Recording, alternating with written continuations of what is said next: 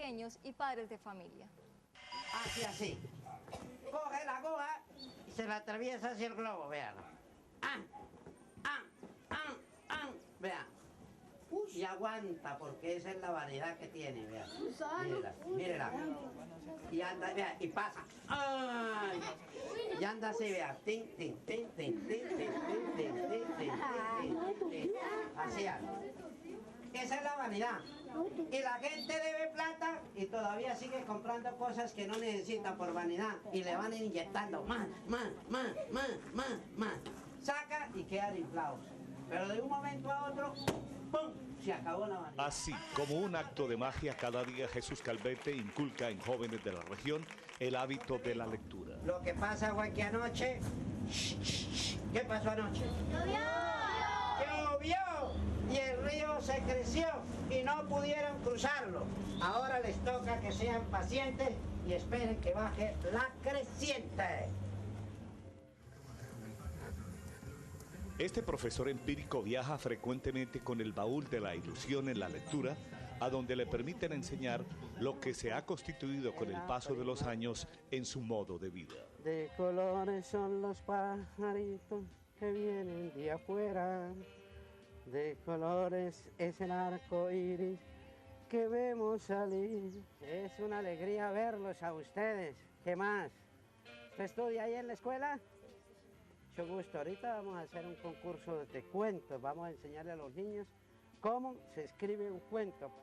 Es una pasión, es un deseo de compartir con las personas como un compromiso social para que los jóvenes cambien su manera de actuar, porque hoy por hoy el computador, el internet, el celular ha desplazado la lectura. La gente no quiere leer. Entonces es lo más fascinante. A mí me parece lo más agradable es leer. Leer es un placer y en esa misión lo ando haciendo y voy a todos los sitios a donde me llamen sin ningún costo.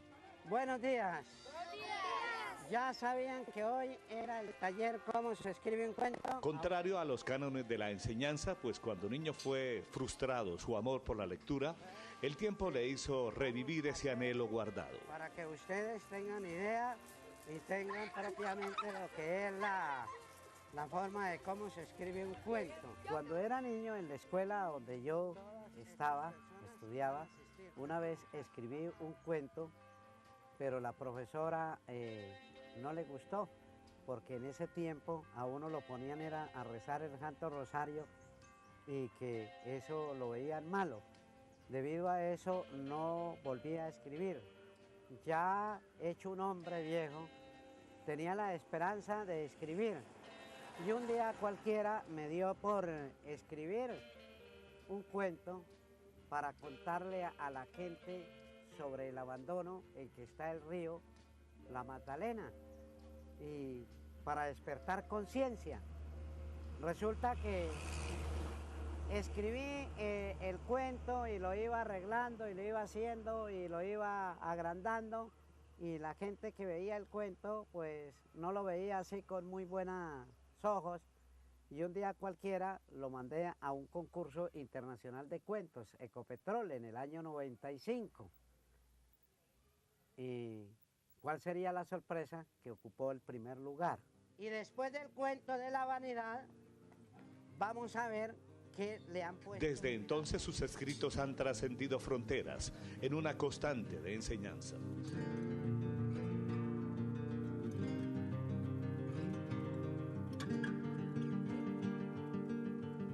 Tengo que trabajar, tengo que dejar ese legado y para mí es satisfactorio cuando voy por la calle, un niño se acerca, me pide un autógrafo, me habla del cuento que escribí, me pregunta cosas, entonces eso me llena de satisfacción.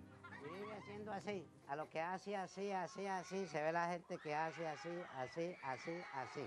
Los niños se meten tanto en el cuento que van caminando con el imaginario personaje que va a llegar a la fiesta, con los animales que llegan, y ellos se meten tanto en el cuento que eso es lo que a ellos les agrada. ¿Usted vio cómo se reventó el globo? ¿Ya aprendió o no? Hay que enseñarle. Bueno, ponga este chatarro aquí.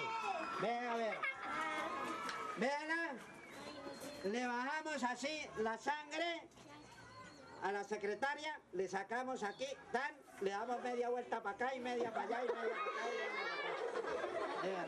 acá. Ay. Haga así, vea, haga así. Ambos. Le quedó una más larga que la otra, vea. Jesús Calvete considera que de esta manera es como más fácilmente los niños interpretan lo que quieren, cómo lo quieren cuando se disponen a escribir un cuento. La tortuga detentada detiene su caminar, saca el largo cuello, mira hacia adelante y mira hacia atrás. Nada novedoso, todo sigue igual. Guarda su largo cuello y continúa su caminar. Lo primero es saber qué se quiere contar. Cuando ya se sabe qué se quiere contar, entonces viene a buscar los personajes, que pueden ser personas, animales o cosas, y hacer lo que es la trama, a donde se va a desarrollar todo lo que es la historia del cuento. Al día siguiente se encuentra en el camino al gato dormilón, el gato roncador. Estaba durmiendo a pleno sol, estaba el gato allá.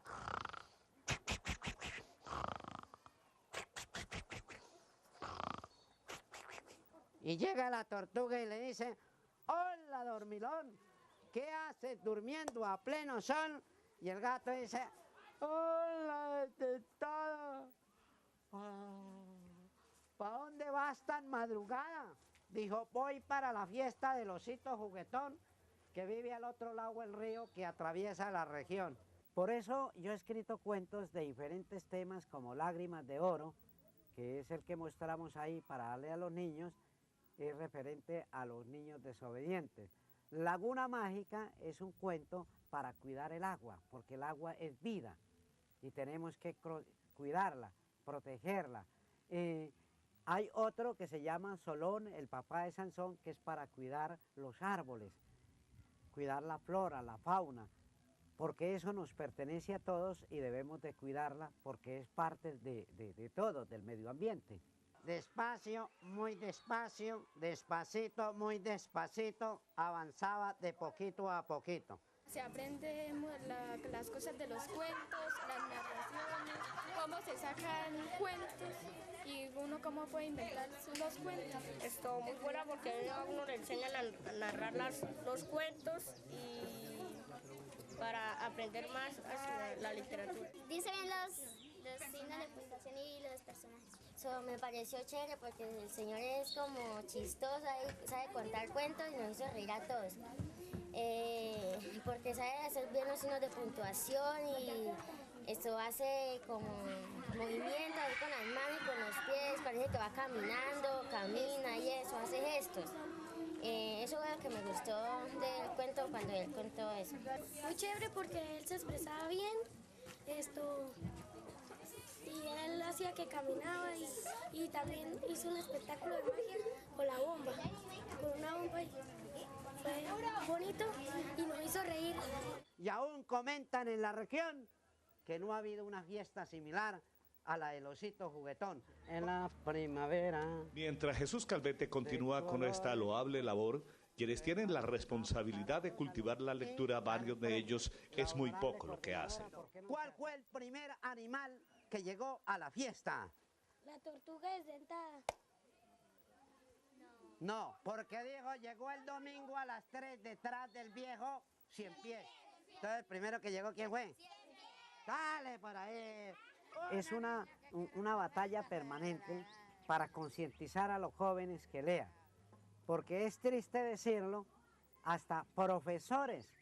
Hay muchos profesores que no tienen biblioteca. Por ejemplo, los niños hacen en internet, imprimen los trabajos. Una vez llegué a un colegio de cierto prestigio y vi un grupo de niñas muy emocionadas porque el profesor les había firmado el trabajo que llevaban. Y había una señorita ya de unos 18 años que besaba las hojas, unas hojas grapadas que tenía y gritaba de alegría: pasé, pasé.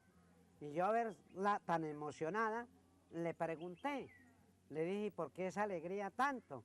Dijo, no, es que el profesor ya me firmó, ya pasé. Es un trabajo que nos pusieron sobre el Vaticano. Y yo le pregunté a la niña, ¿cuántos papas han pasado por el Vaticano? Y ella sencillamente me respondió, yo no sé, pero ahí tiene que decir porque yo mandé imprimir eso. O sea que imprimen y no leen. Por ahora emprende otra carrera en espera de que sea llamado para asesorar no solamente a los pequeños, sino a padres de familia en sus particulares talleres de escritura. ¿Es rentable ser escritor en un país en donde poco se lee? ¿Qué opinan los escritores de este asunto? ¿Qué se ingenian las editoriales para incentivar la lectura? ¿Qué opinión le merece las ferias del libro? Un análisis de las vivencias entre quienes a diario conviven entre libros y sus escritos. Se dice que las artes no son negocio y que en nuestro país es poco lo que se lee.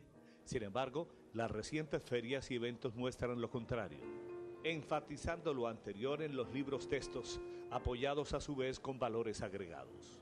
Es rentable porque no solamente atendemos a un grupo de profesionales y a estudiantes de una zona del país o de todo el país, sino que a través de la promoción que hacemos a todas las universidades de Colombia, todas las universidades tienen un presupuesto para adquirir libros para bibliotecas, ¿sí? Es ahí donde las editoriales motivan para que las bibliotecas actualicen su fondo. Hacemos convenios institucionales, hacemos libros a la medida, ¿sí? Y las grandes universidades compran muy bien semestralmente los libros para bibliotecas. Eso nos ayuda. Si no fuera así, definitivamente quebrarían muchas editoriales. De igual manera, la actualización de libros y fusión de varios de ellos permite crear otro mercado.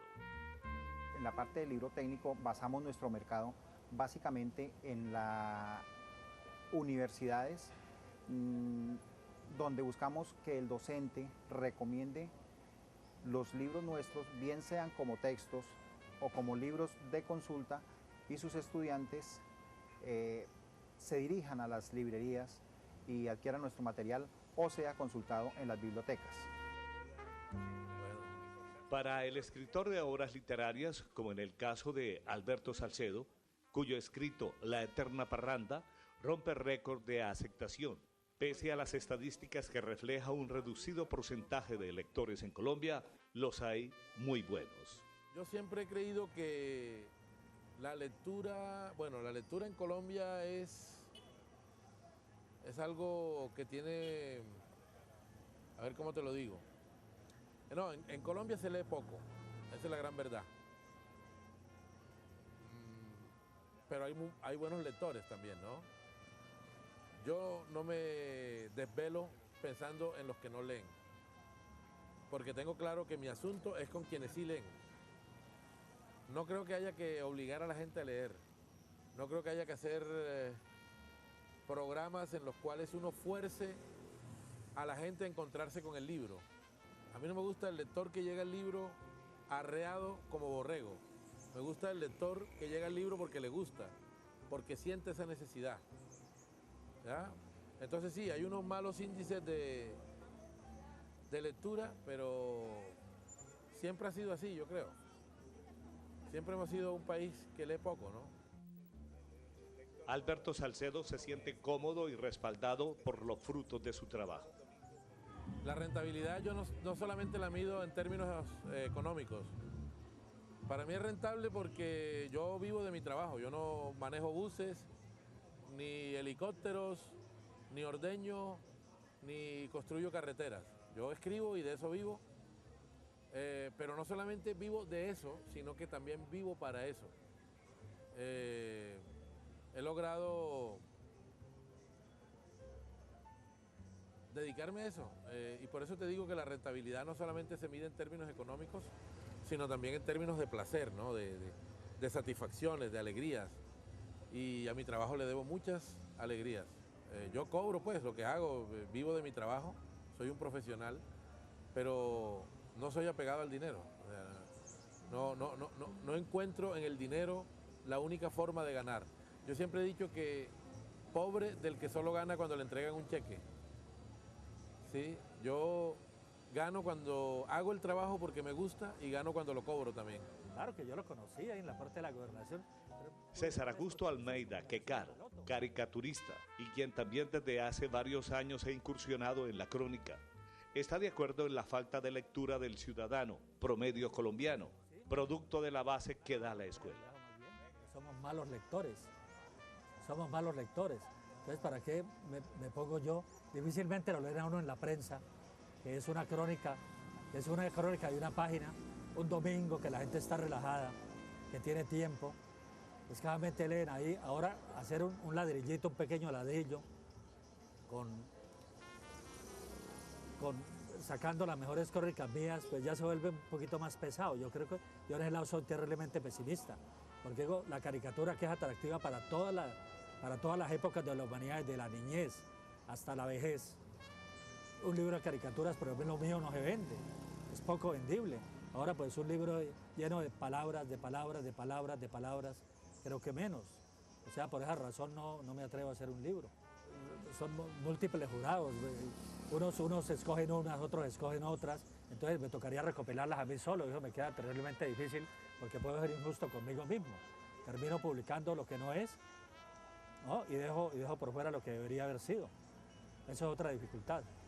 Eso tiene que venir desde la escuela, ese interés por la lectura, porque es que si no se empieza desde la base, desde la escuela, entonces es muy difícil lograr que se avance, porque hay que empezar desde la base. Para toda actividad humana hay que empezar desde la base para su aprendizaje, porque es muy difícil después, como se dice, que el loro viejo pues aprenda a hablar, ¿no?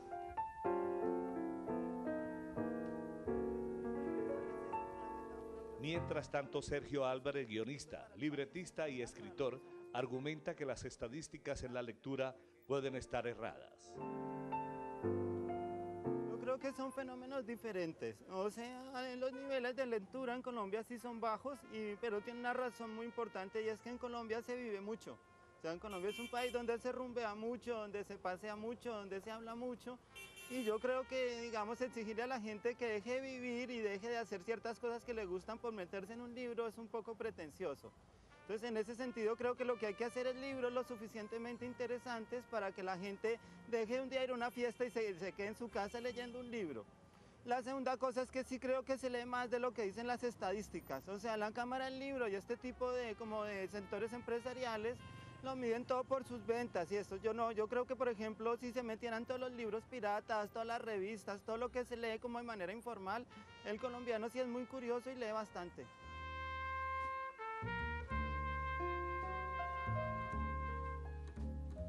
Sergio Álvarez considera que para llegar al lector hay que compartir sus vivencias. Bueno, hay un problema que ocurre no solo en Colombia, sino en toda América Latina, y es que, digamos, lo que se considera la cultura es como un mundo que no está muy conectado con el ciudadano de a pie. Es como un mundo en el que el escritor y el autor trata de ser muy pretencioso y se olvida un poco de la gente común y corriente. Entonces, yo creo que de alguna manera los escritores también tenemos responsabilidad en el hecho de que no tratamos de acercarnos al lector posible, sino tratamos de acercarnos a un lector ideal, no al lector que nosotros quisiéramos tener. Entonces, en ese sentido, por ejemplo, yo hago lo contrario. Yo procuro como caminar la calle, como ir a buscar las cosas como en la calle, como con la gente común y corriente, y contar las historias de esa gente común y corriente. Yo creo que cuando alguien se siente retratado, coge un libro y siente que eso que le cuentan es cercano y hace parte de su vida, se interesa mucho más que si le ponen a hablar, si se empiezan a contarle cosas que no lo tocan o que no van como hacia su sensibilidad.